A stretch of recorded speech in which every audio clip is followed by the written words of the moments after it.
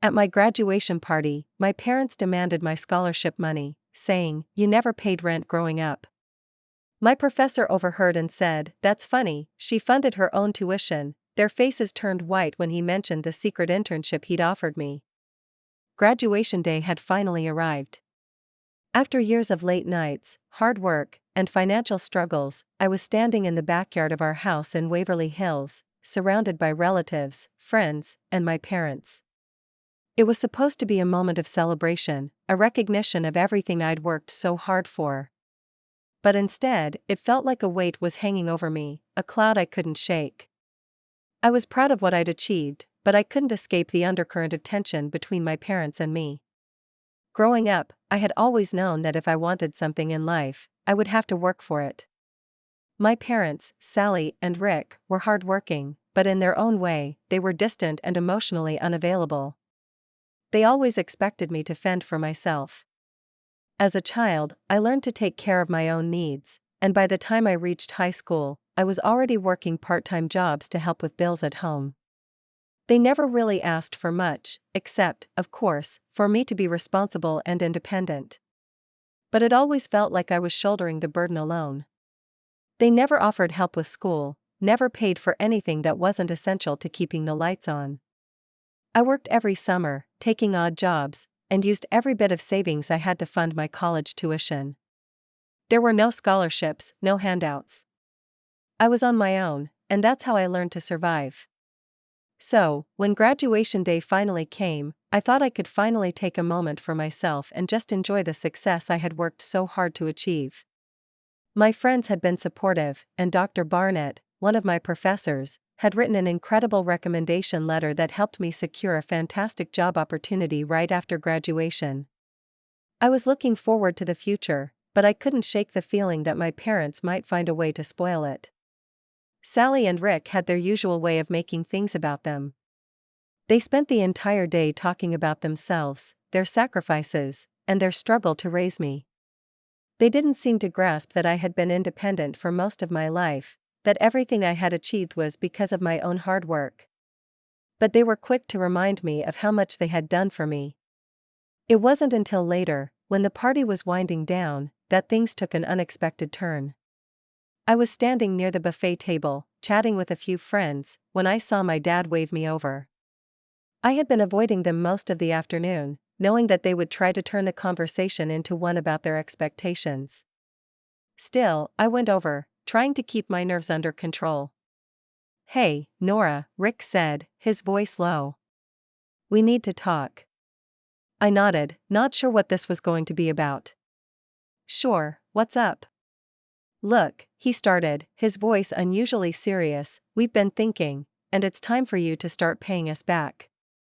I stared at him, blinking in confusion. "Pay you back? What are you talking about?" "You know, you've been living under our roof all these years," he continued, glancing over at Sally, who had joined us. "And you never paid rent. We've been supporting you, and it's time to start pulling your weight." My mind was racing, trying to process what he was saying.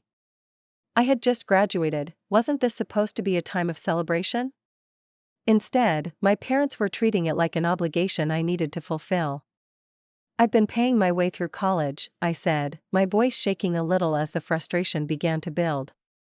"I worked part-time, I took on internships, and I didn't ask you for anything."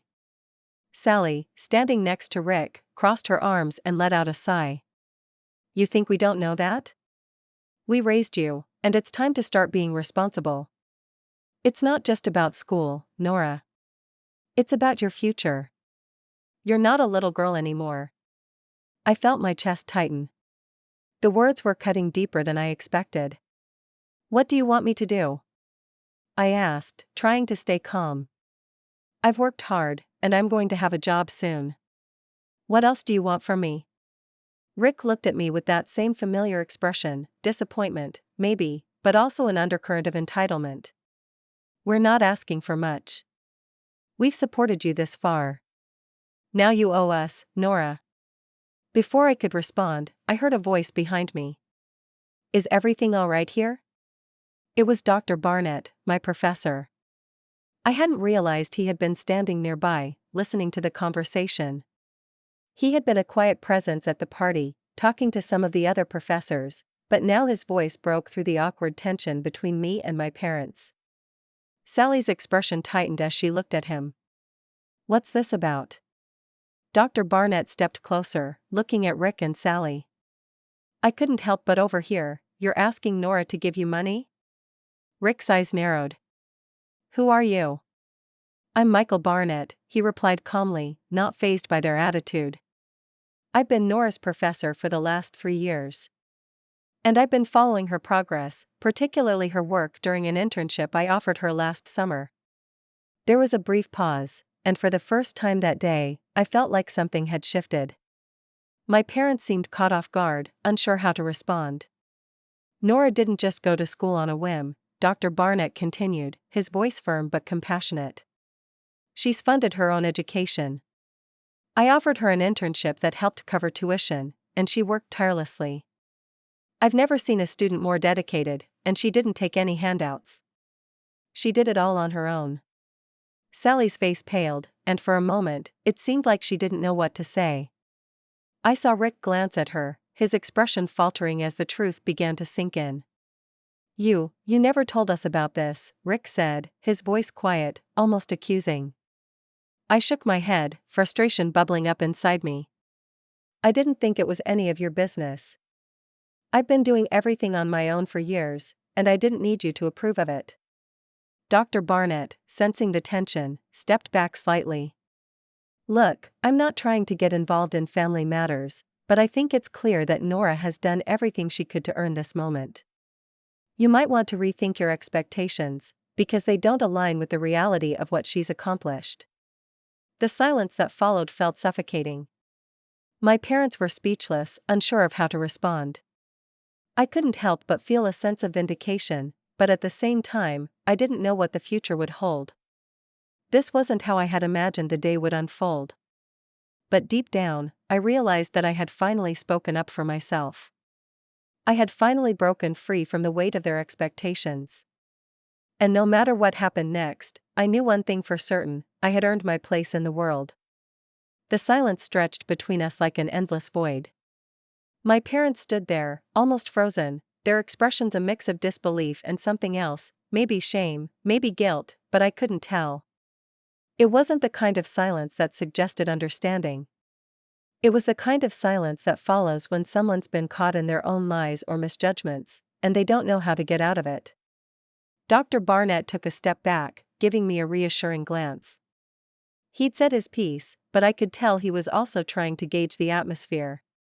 It felt like the ground beneath us was shifting, and I wasn't sure whether to brace myself or take a step forward. My parents, who had always had a certain authority in my life, suddenly seemed small, unsure of themselves in a way I had never seen before. I had always been the one forced to back down, the one who had to shrink myself to fit their world. But today, for the first time, I wasn't backing down. "You should be proud of me," I said, my voice firm but not angry. I wasn't trying to yell, I wasn't trying to fight. But I couldn't let them continue to paint me as someone who owed them something. Instead of asking for money from me, you should be proud of what I've accomplished. I did this. I did it without your help. I worked for every single thing I have. Sally opened her mouth as if to say something, but she quickly closed it again, her lips pressing into a thin line. She seemed caught between wanting to argue and something else, maybe an inkling of understanding, but it wasn't clear yet. "Look," Rick finally said, his voice tight. "We didn't mean it like that. We're proud of you, okay? It's just that," he trailed off, unsure how to continue. He looked at Sally for a moment, then back at me. "We've always been the ones to take care of things around here. We didn't expect you to handle everything by yourself." I blinked, the words slowly sinking in. "So, now you're telling me that you're upset because I didn't ask for help? Because I didn't rely on you for anything?" My voice was getting quieter, the hurt creeping in, but I wasn't going to let it take over. "I had to do it on my own because you never gave me the chance to do otherwise. You made it clear that you wouldn't help me, and I learned to live with that." Rick's face softened slightly, and for a brief second, I thought I saw a flicker of regret. But then it was gone, replaced by that stubbornness that had always been his trademark. Sally, on the other hand, was quiet for a long time, her arms still crossed as she looked at me. I could see the internal battle happening in her mind, the conflict between her pride as a mother and her frustration at how things had turned out. I wasn't the daughter she had envisioned raising. Maybe we didn't do everything right, she said slowly, finally breaking the silence. Maybe we made mistakes along the way. But we did what we thought was best. And yes, maybe we should have supported you more, but, she hesitated, as if unsure how to phrase the next words. We wanted you to be strong, Nora. To learn how to take care of yourself. I could see where she was coming from, but it didn't change the truth. I've always been strong, Mom. But I didn't have to do it all by myself. You could have been there.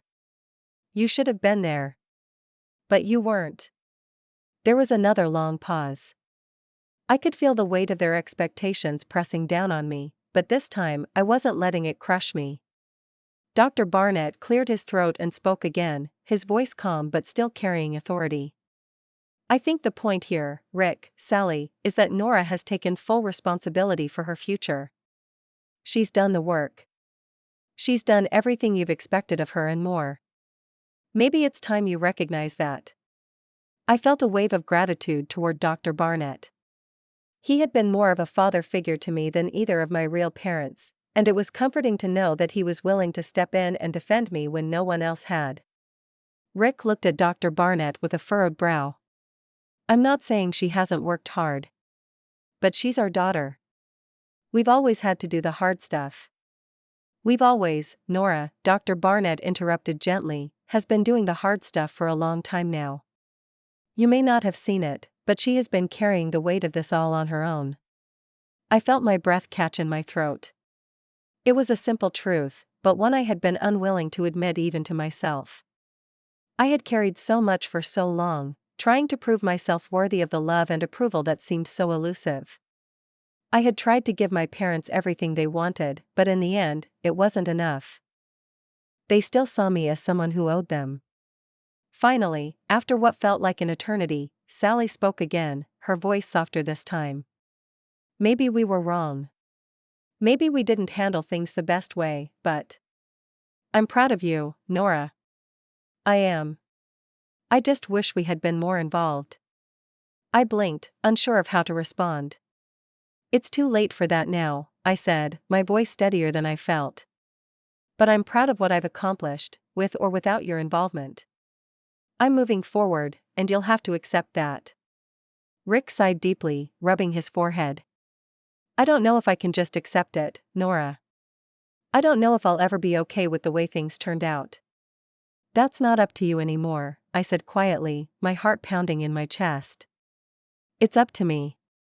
And I don't need your approval to move on with my life. For the first time in a long time, I felt a sense of closure. It wasn't the perfect resolution I had dreamed of, but it was something. Dr. Barnett, who had been standing in the background this whole time, now stepped forward again. Well, I think it's clear that Nora is capable of handling herself. She's more than proven that. I don't think there's anything more to discuss here, don't you think? My parents looked at each other, and I saw the first signs of defeat in their eyes. They were cornered. They knew they couldn't win this argument because, deep down, they knew I was right. Sally nodded, finally breaking the tension. I guess you're right. She looked at me, her eyes full of a mix of regret and something else, something like understanding. You've always been your own person, Nora. I wish I had seen it sooner. I'm not your project, I said, the words feeling sharper than I intended. I never was. Rick cleared his throat, and his face reddened with a mixture of pride and frustration. All right, then. I guess we'll just have to accept things as they are. But, Nora, his voice faltered slightly. I do love you. I just don't always know how to show it. I know, I said quietly, the rawness of the moment catching up with me. But love isn't about control, Dad. It's about trust. And trust is something I've had to earn on my own. I took a deep breath, letting the words hang in the air. This wasn't the apology I had expected, nor the reconciliation I had hoped for, but it was something. Something that could, perhaps, lead to healing. For now, though, I was done explaining myself. Done trying to make them understand. I had done enough. And now, it was time for me to move forward, alone if necessary, but with my head held high. Dr. Barnett clapped me gently on the back, signaling that it was time to move on. He smiled at me, and I could see the pride in his eyes. I knew that whatever happened next with my parents, I was going to be okay. I had a future ahead of me, one that I had fought for and earned every step of the way. And that was enough. But the road ahead was still uncertain. As the night went on, the tension between me and my parents didn't exactly dissipate, but it had shifted. The words we'd exchanged earlier hung in the air like a heavy fog, making it hard for any of us to relax completely. I could tell my parents were trying to keep up appearances, but the reality was, they were still grappling with the truth of everything that had been said. The fact that I had funded my education without their help, without their even knowing, was clearly a blow to their pride. But deep down, I knew something had broken between us that day. A wall had been shattered. I had finally spoken my truth, and I wasn't about to let them manipulate me back into that corner again. As the last of the guests filtered out, I found myself standing at the edge of the backyard, gazing at the sky.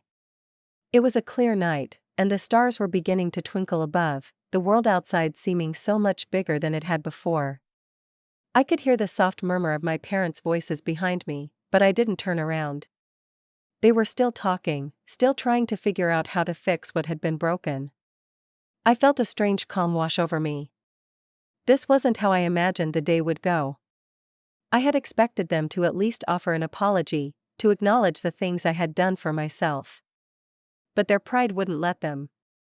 Instead, they tried to control the narrative, to make it about them, about their sacrifices, about their expectations. But I had done it. I had finally taken control. That night, after the party was over and the house grew quiet, I went to bed with a heavy heart but a clear mind. I knew that the real battle wasn't over yet. My parents would try to reach out, they'd try to smooth things over, but I wasn't going to fall for their usual tactics. I had seen their patterns too many times before. It didn't take long for the calls to start. The next day, Sally called me. She was trying to be calm, her voice softer than it had been the day before, but I could still hear the underlying tension. "Nora," she started, "we need to talk. About what happened yesterday." I let her talk, not saying anything at first, just letting her get it out. She was apologizing, sort of, but it was a half-hearted apology, more about them saving face than truly acknowledging their wrongs. "I know you're upset with us, but we didn't mean to hurt you," she said, her voice cracking slightly. We just didn't know what else to do." I bit back a sigh. "I'm not upset with you, Mom," I said, keeping my voice steady. "I'm just done. Done with the guilt, done with the manipulation. I'm not going to keep making excuses for you anymore." There was a pause on the other end of the line. "So that's it? You're just done with us?" I could feel the anger rising in her voice, but I wasn't going to back down. "No, I'm not done with you, but I can't keep living my life trying to make you happy, trying to meet your expectations. I've spent too long doing that already. I've worked my off for everything I have, and I'm not going to let you twist that into something it's not." There was another long pause before she spoke again, and this time her voice was quieter. "I don't know what to say, Nora. I don't know how to fix this." "You can't fix it," I replied simply. "But you can stop trying to control it." I hung up before she could say anything else, feeling strangely empowered. I had stood up for myself, and for once, I hadn't let them gaslight me into believing that I owed them anything. It felt good to let go of the weight I had been carrying for years. A few days later, Rick called. This time, his tone was different, quieter. He tried to sound calm, but the defensiveness in his voice was still there. "You don't need to cut us off, Nora," he said. "We're your parents. We've always been there for you, and we don't want to lose you. I didn't know whether he was trying to guilt me into submission or if he genuinely felt remorse, but I wasn't interested in their version of there for me anymore. I had spent years trying to meet their demands, trying to live up to their impossible expectations, and all it had gotten me was resentment and emotional exhaustion. I'm not cutting you off, Dad, I said, my voice firm. But I'm not going to keep letting you manipulate me either. You have to learn to let me go and let me be my own person. You've been trying to control me for too long, and it's not healthy for either of us. There was a long silence. And then, he spoke again, his voice heavy with something that almost sounded like regret. I didn't realize how much we were holding you back. I didn't respond. I didn't have to. The fact that he was acknowledging it at all was a small victory. It wasn't an apology, and it wasn't a grand reconciliation, but it was enough. I had set a boundary, and for the first time, my parents were being forced to respect it, whether they liked it or not. As the weeks passed, the phone calls slowed down. I didn't hear from my parents much, and when I did, it was civil. They didn't try to guilt-trip me into coming home for dinners, they didn't ask for money, and they didn't push their opinions on me as much. They were quieter, less insistent. And while the change wasn't immediate, it was there. Then, a few months later, something happened that I didn't expect. I had just wrapped up a meeting with my new employer, a city planning firm in downtown Louisville, when I saw a familiar name on my phone screen, Dr. Barnett. I answered immediately. Hi, Dr. Barnett. What's up? Just wanted to give you a heads up, he said, his voice light but with a hint of seriousness. I've been talking to a few colleagues about your work. You're doing great things, Nora. And there's an opportunity one think you should take. There's a small project coming up with the city, and I think you'd be perfect for it. I felt a rush of excitement. Really? That's amazing.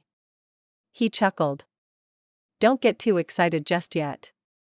There's one thing, though. This is a project where you're going to have to stand your ground. It's not for the faint of heart. Sounds perfect, I replied, already brimming with confidence. I've been standing my ground for a long time now. I know you have, he said, his voice warm with approval. And I think that's exactly why you're ready for this. So, I'll put in a good word for you. You won't regret this, Nora. I hung up the phone with a smile, my heart swelling with pride. Dr. Barnett had been right. He saw something in me that I hadn't even fully realized. It wasn't just about the job, it was about proving to myself that I was capable of more than I'd ever believed. The next day, I received an email confirming the project. It was a dream come true. But what made it even better was that it felt like my victory. No one could take credit for it but me. Not my parents, not anyone. A week later, I ran into my parents at the grocery store. They were both there, shopping as usual. I almost didn't recognize them at first, their faces were softer, more resigned. They weren't pushing, they weren't demanding anything from me. It was like they were seeing me for the first time. Hey, Nora, Rick said, his voice neutral. I heard about the project. Sounds like a big opportunity. I nodded, surprised by the lack of bitterness in his voice. It is. It's a big step forward. Sally, standing beside him, gave me a small smile. We're proud of you, Nora. We just wanted you to know that. For the first time in my life, I didn't feel the need to explain myself. I simply nodded. Thanks, Mom. As I walked away from them, I felt lighter than I had in years. I hadn't gotten the apology I wanted, nor had I gotten the validation from them that I'd craved for so long. But I had something far better, my independence, my confidence, and the knowledge that I had fought for everything I had. And that was enough.